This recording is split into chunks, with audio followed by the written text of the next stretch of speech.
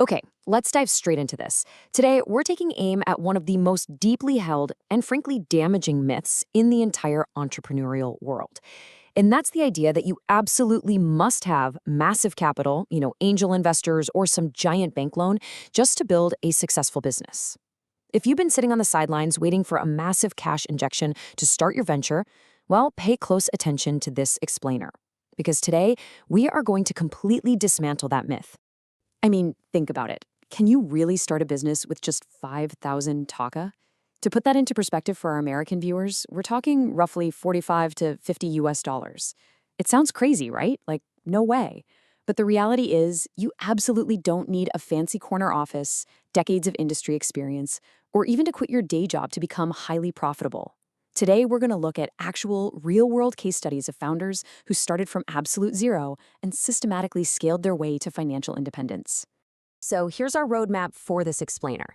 First up, we'll tackle the mindset barrier. Then we'll dive into product businesses, followed by rural and service startups.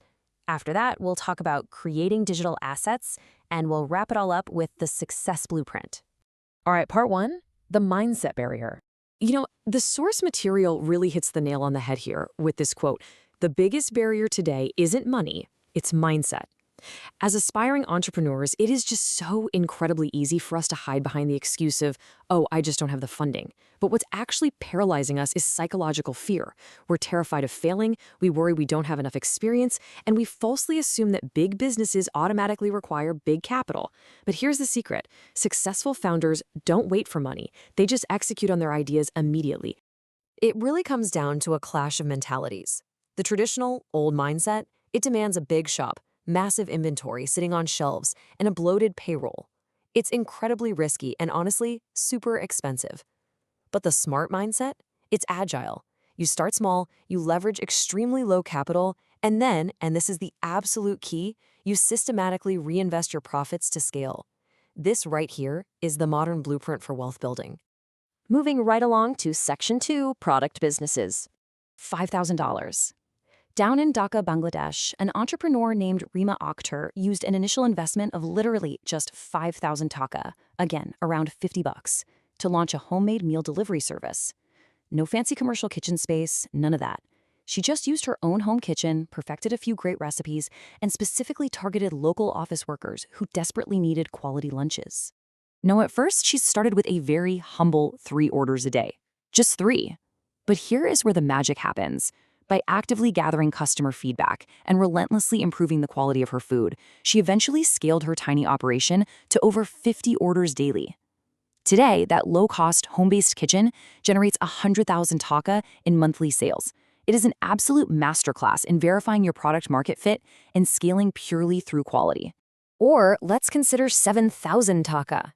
In Chattagram, an entrepreneur named Arath took this tiny amount and started a highly profitable online reselling business for women's bags. He didn't lease a massive inventory warehouse, he didn't even have a storefront. He literally just had an internet connection and a strategically optimized Facebook page.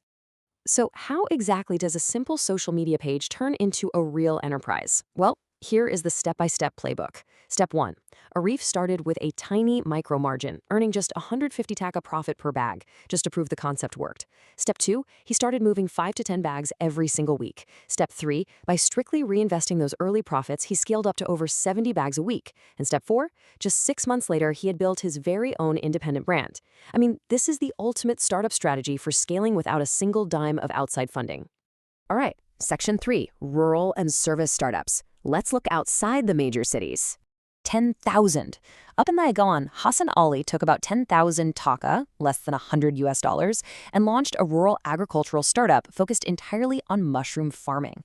He spotted a high-demand niche, got the necessary basic training, and just started right away on a small, totally manageable plot of land. You've got to consider his return on investment in just that very first month. He harvested 25 kilograms of mushrooms. Now, at a market price of 500 Taka per kilogram, his total revenue hit 12,500 Taka. Let that sink in for a second. He completely recouped his entire initial investment and actually became profitable in just 30 days. Today, he's a full-time entrepreneur who employs 4 other people. It is a textbook example of a low-investment, high-impact business model. But hey, what if you don't want to deal with physical products at all? Well, consider a mere 4,000 Taka. A young guy named Rafi from Rungpur used this small amount not to buy inventory, but to learn a high-income skill, video editing. Think about it. If you can sell your time and your talent, your physical overhead is practically zero. And Rafi executed this perfectly repeatable growth loop. Number 1, he practiced his new skill intensely for a solid month. Number 2, he secured local clients at 1,000 Taka per project. Number 3, and guys, this is an absolutely vital marketing technique, he asked his early clients for referrals. This established a zero-cost customer acquisition loop. And finally, number 4, he used his savings to upgrade his equipment so he could scale his rates. Pure, calculated growth. Which brings us to Section 4, creating digital assets. This is arguably the most future-ready path of all. So, what do we mean here? Digital assets are essentially things you create once, but they just keep earning for you over a long period of time. Think along the lines of YouTube channels, niche blogs, or online courses. Sure, you're putting in the sweat equity up front, but because the entire world is moving online, mastering digital assets creates multiple long-term streams of true passive income. So, if you want to go this route, here is your actionable game plan. First, you need to choose a niche you actually enjoy talking about. Second, commit to posting consistently for 6 solid months. Seriously, do not expect overnight results here. Third, focus relentlessly on solving your audience's problems. Provide real value. And finally, once you've earned their trust, you can monetize with your own products or affiliate offers. Combining these elements creates an absolute powerhouse for long-term wealth generation. Okay, let's bring it all together in Section 5, the Success Blueprint. If we look at all these incredible case studies, we get 5 overarching rules for entrepreneurial success. Number 1, start small, but always think big. Number 2, treat your initial investment as a learning cost. It's just the price of testing your ideas. Number 3, build a deeply trustworthy personal brand. People buy from people they trust. Number 4, always reinvest your profits to scale. Do not go spending your first earnings on luxury items. And finally, number 5, be patient through those long nights. Starting with little money isn't just some tactical business move, it is fundamentally about taking control and building an entirely new life for yourself. So I'll leave you with this one final thought. If you had 10,000 Taka right now, roughly $100, which business would you start?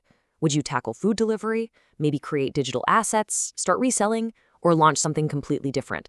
The strategic blueprint is sitting right in front of you. The capital requirement is incredibly tiny. And honestly, the only thing left is for you to take action.